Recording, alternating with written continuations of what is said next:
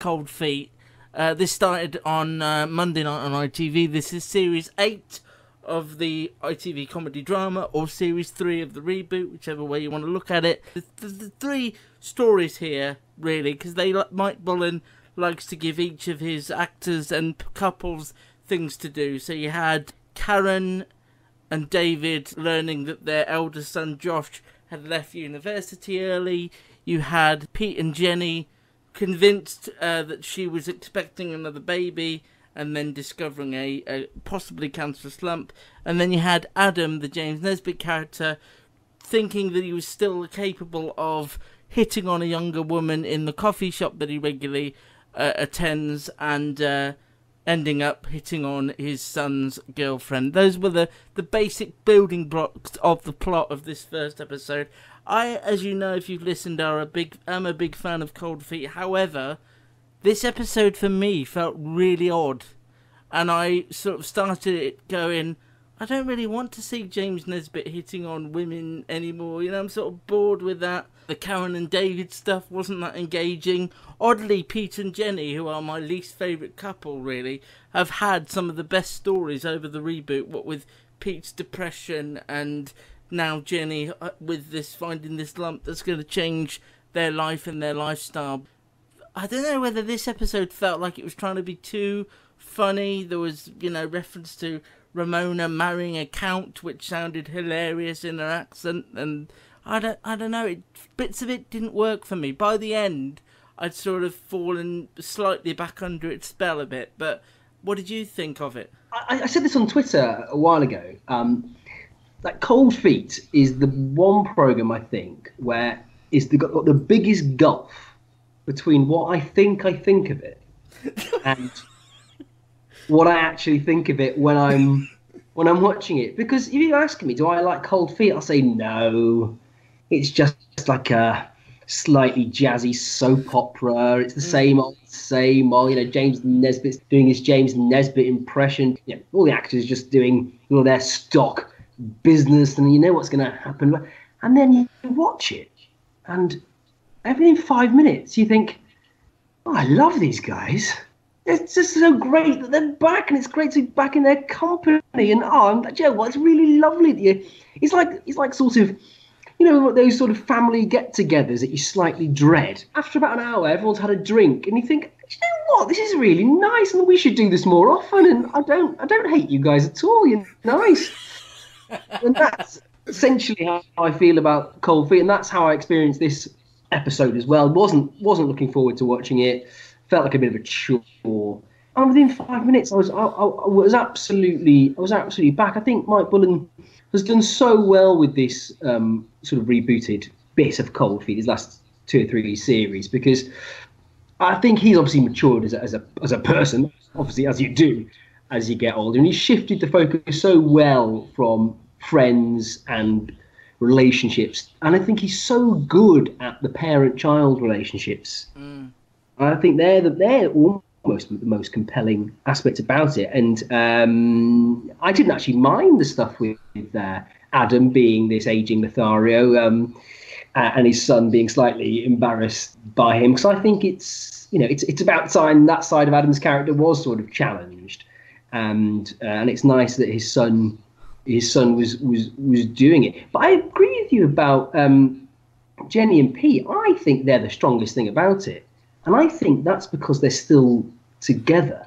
And they're still a unit, aren't they? Whereas the other ones are all disparate and having to find reasons to come together, aren't they, really? He's having to manufacture plot lines for them that don't always feel right.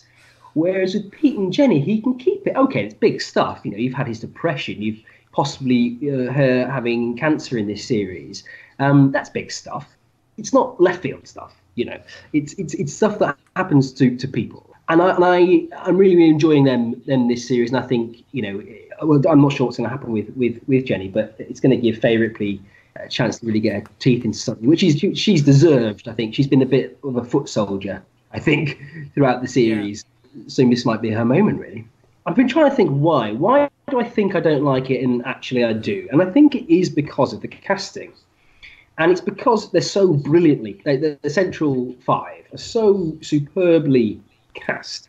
forget that, okay, they all now play versions of that character in other shows because they're so good at it. And you forget that this is where the John Thompson character was created. This is where the Robert Bathurst character was created. This is the original, really. I think I see them as a typecast, which isn't fair for Cold Feet, because this is where those personas were honed and first created. So I think that possibly the show and those actors, for me, are victims of their own success.